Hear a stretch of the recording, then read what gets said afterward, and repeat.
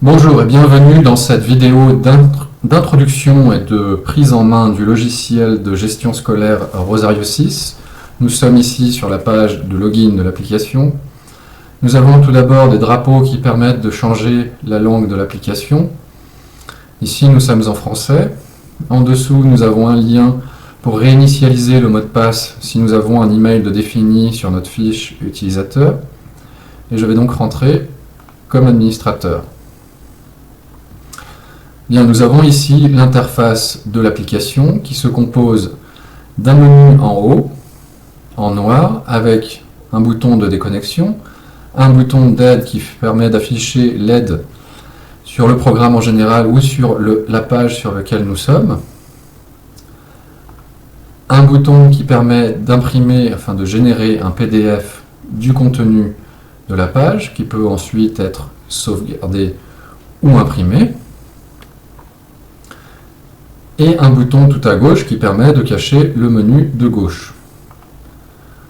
Le logo dans le menu de gauche permet de revenir sur cette page, c'est-à-dire le portail.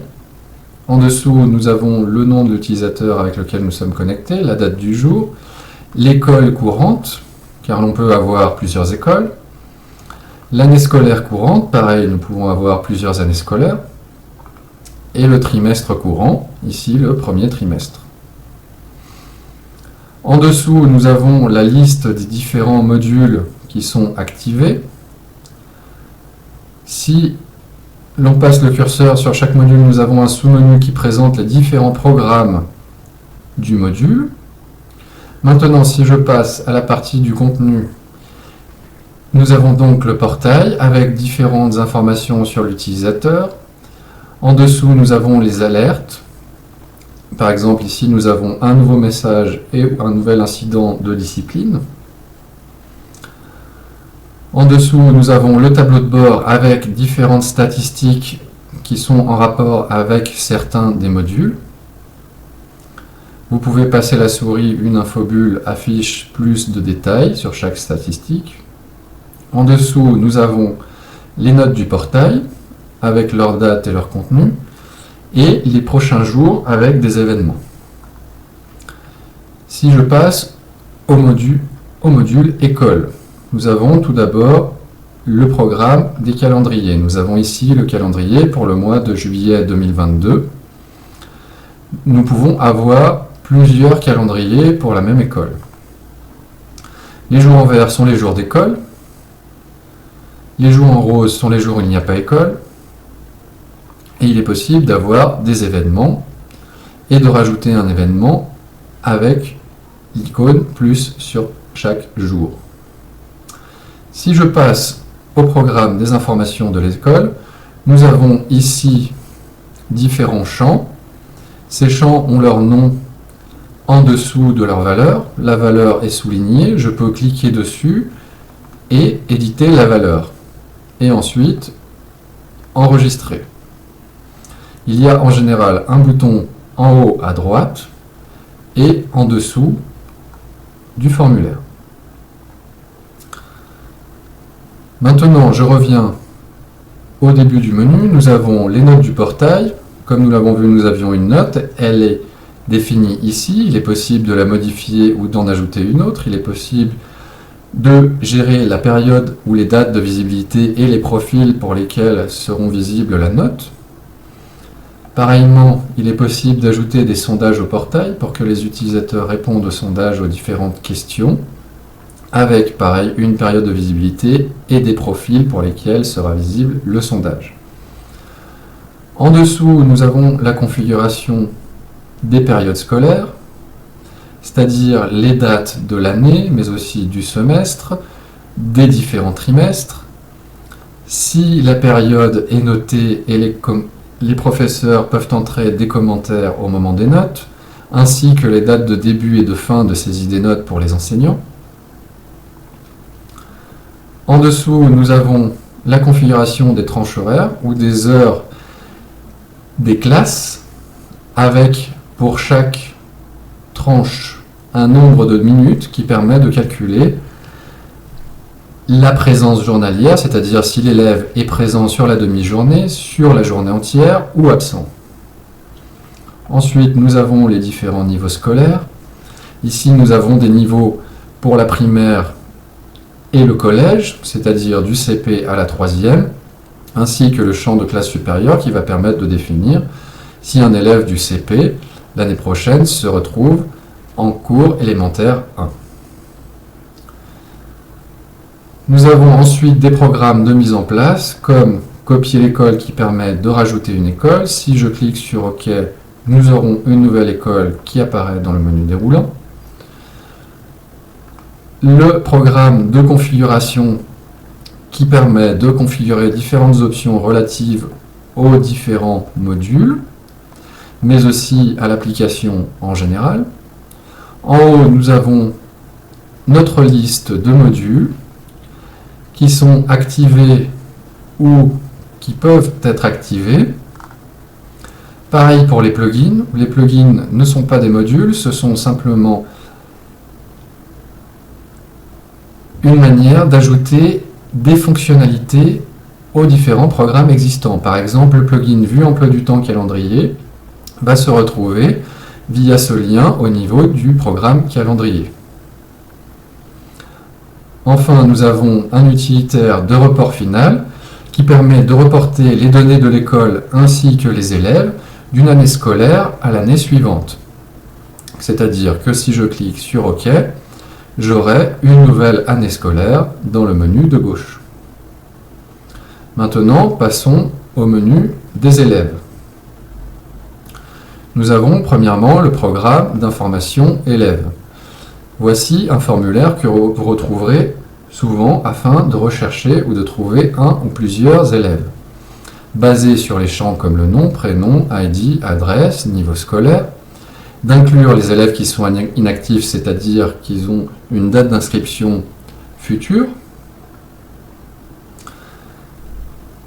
et la recherche avancée qui permet de faire des recherches avec des champs tirés de différents modules, c'est-à-dire basés sur un cours, sur des nombres d'absences, sur des notes, sur de l'éligibilité ou des activités, la cantine, la discipline, la facturation élève, mais aussi sur des champs élèves, comme les champs d'info générale ou de l'onglet médical. Si je reviens et que je valide le formulaire, je n'ai entré aucun critère, donc j'ai ma liste d'élèves complète. Voici une liste telle qu'elle se présente en général, avec le nombre des résultats, la possibilité d'exporter la liste vers Excel. Voilà, donc comme on constate, nous avons bien ici notre liste avec les différentes colonnes et les différentes lignes. La possibilité de faire une recherche dans cette liste. La possibilité d'avoir un affichage complet avec des champs en plus qui sont configurables.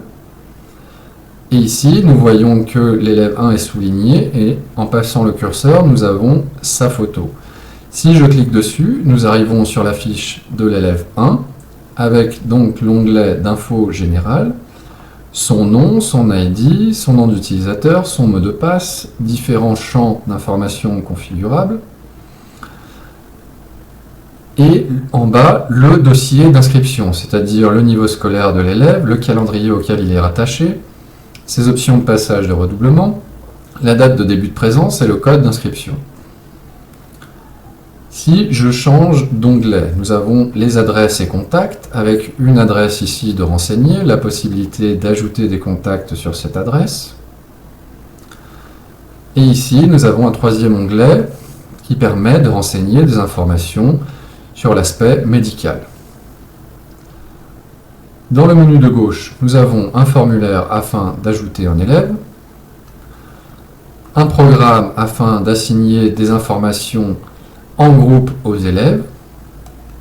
Si je rentre une valeur et que en dessous je sélectionne mes différents élèves et que j'enregistre, ces informations vont se retrouver sur toutes les fiches élèves sélectionnées en même temps. La possibilité d'associer des comptes parents au compte élève.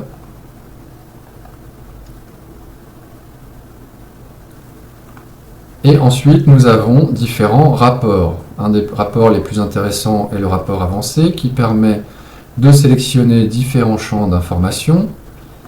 Ici, rajoutons par exemple l'adresse, la date de naissance. Et nous avons ici notre liste personnalisée avec les champs que nous souhaitions, que nous pouvons par exemple exporter vers Excel. Le rapport de répartition des élèves est un rapport de statistiques qui va présenter des graphiques barres pour par exemple ici le niveau scolaire, un graphique camembert, mais aussi une liste qui est exportable. Nous avons 3 rapports qui permettent d'imprimer ou de générer des PDF, comme celui des lettres. Ici, nous avons l'éditeur de texte TinyMCE qui permet de formater le texte, d'insérer des images, d'insérer des tableaux. La lettre peut contenir des étiquettes d'adresse et il est possible aussi d'ajouter des substitutions, c'est-à-dire des champs d'information concernant l'élève, un peu comme des macros, c'est-à-dire que ce code de substitution sera substitué par chaque nom d'élève au moment de la génération des lettres. Pareillement, il est possible d'imprimer des étiquettes avec le nom des élèves ou les adresses, d'imprimer les informations des élèves, c'est-à-dire les différents onglets de la fiche élève. Ensuite, au niveau de la mise en place, nous avons un programme de champ élève où nous retrouvons tous les onglets de la fiche élève. Il est possible d'ajouter des nouveaux onglets. Et dans chaque onglet, de définir et d'ajouter des champs. Par exemple, ici, nous voyons qu'il n'existe pas de champ email par défaut pour la fiche élève. Nous allons donc en rajouter un.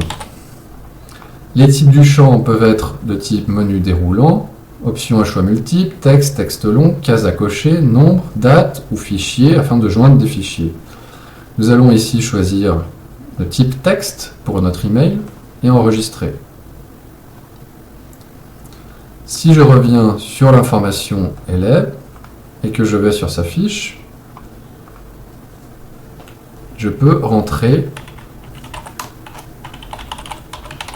un email dans le champ que je viens d'ajouter. Vous noterez aussi que l'élève sélectionné apparaît dans le menu de gauche.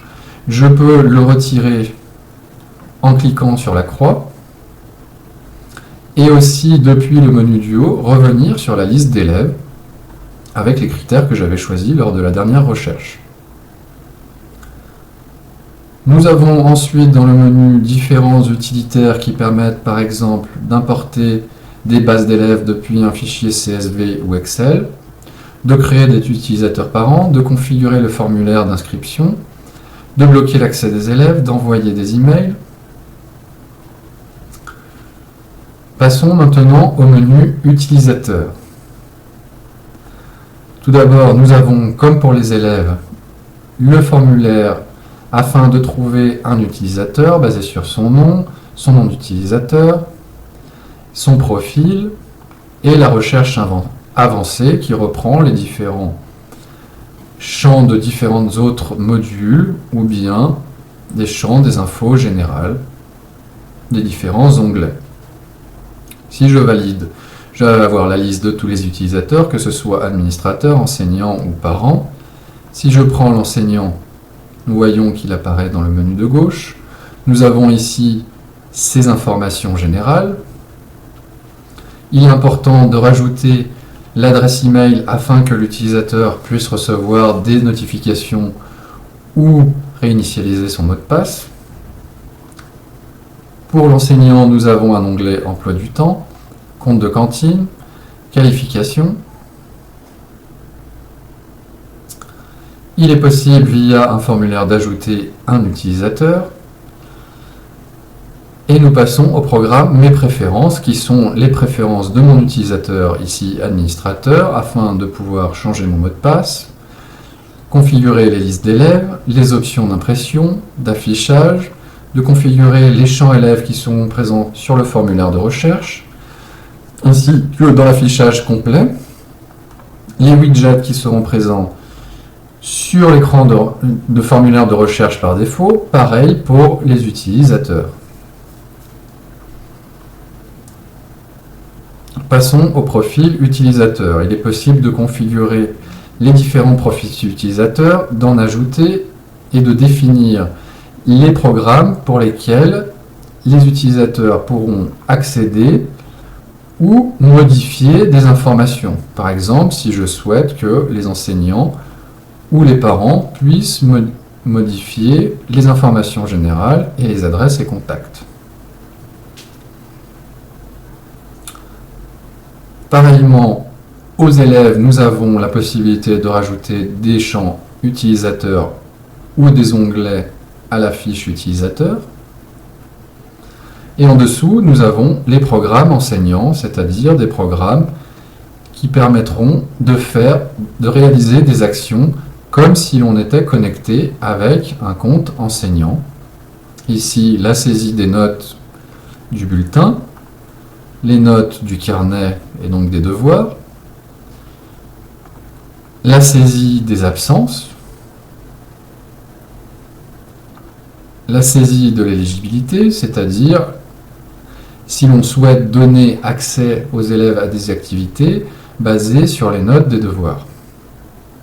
Nous avons différents utilitaires en dessous, que je ne détaillerai pas, et passons maintenant au module de planification qui permet la gestion des cours et des emplois du temps des élèves.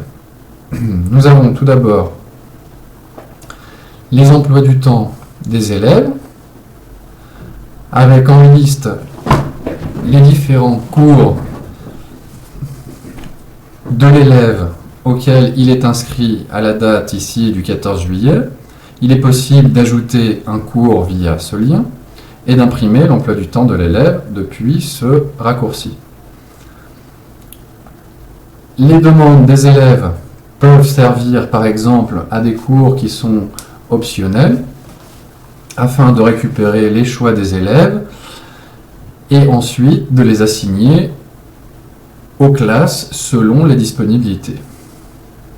Il est possible d'ajouter des classes de manière groupée à différents élèves à la fois, pareil pour les demandes, et pareil, il est possible de retirer des élèves de certaines classes en une fois. Un programme permet l'impression des emplois du temps de plusieurs élèves à la fois, que ce soit en tableau ou en liste, en format paysage. Et voici ce que cela donne par exemple. Il est pareillement possible dans les rapports d'imprimer des listes de classes. Nous retrouvons ici, comme dans le rapport avancé, les différents champs élèves. Il est possible d'imprimer des photos de classe ou des trombinoscopes, les demandes des élèves, des rapports concernant les emplois du temps avec le nombre de places disponibles pour chaque classe, la liste des élèves pour chaque classe, des rapports de demande, des rapports d'emploi du temps incomplet, rapports d'ajout et retrait, c'est-à-dire d'inscription et désinscription des élèves aux classes, et dans la mise en place, un programme très important est le programme de cours qui permet de définir la liste des matières, ensuite des cours avec éventuellement un syllabus, et enfin des classes avec leur enseignant, la salle de classe, la période scolaire, le nombre de places, les heures et les jours auxquels se donnent les classes, si l'enseignant prend les absences, si il est possible de noter la classe, le nombre de crédits ou le coefficient de la classe, ainsi que d'autres options. Enfin, nous avons en bas les autres modules, notamment le module notes et module présence, que nous détaillerons via d'autres vidéos, et notamment des vidéos concernant les enseignants, puisque ce sont eux qui saisissent les notes et qui prennent les absences. Au niveau des administrateurs, vous retrouverez évidemment des programmes de rapport qui permettent de consulter des statistiques et différents rapports détaillés concernant les notes des élèves ou bien les absences des élèves, l'administration des absences pour le secrétariat. Le module d'activité permet d'ajouter des activités concernant les élèves, d'inscrire les élèves à ces activités et les fonctionnalités d'éligibilité, c'est-à-dire où les enseignants peuvent définir si un élève aura accès à telle ou telle activité sur base de ses notes de devoir. Un module ensuite de discipline qui permet de rapporter des incidents de discipline, les consulter des rapports, des graphiques concernant la répartition des incidents. Un module de comptabilité qui permet de suivre les recettes, les dépenses, les salaires, les paiements du personnel, mais aussi d'avoir des rapports de transactions, de soldes et d'imprimer des relevés. Pareillement pour la facturation élève qui permet de suivre les frais de scolarité, paiement des élèves, des rapports de soldes, de transactions et d'imprimer des relevés.